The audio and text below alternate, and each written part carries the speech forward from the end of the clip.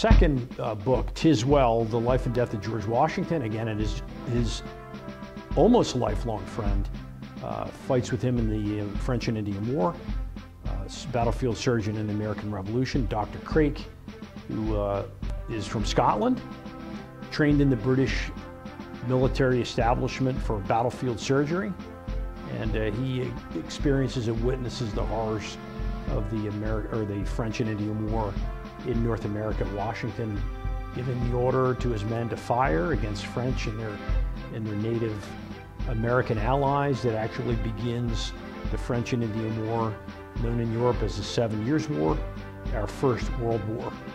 We fight all over the world. It begins in the state of Pennsylvania with Washington giving that order to fire. Dr. Craik, a witness to Washington's greatness, and almost nearly 50 years later, the great friendship continues, and George Washington is about to take his last breath.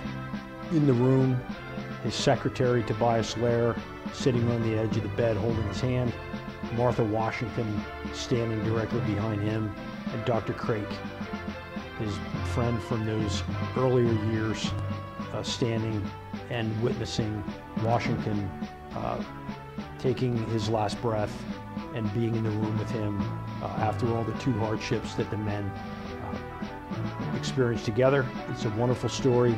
Dr. Craik walks us through the progress of that young battlefield colonel, Virginia colonel, all the way to the American Revolution, through the presidency, back to retirement at Mount Vernon, and his peaceful passing in his bed, in his beautiful home that he loved, Mount Vernon, December 14th of 1799.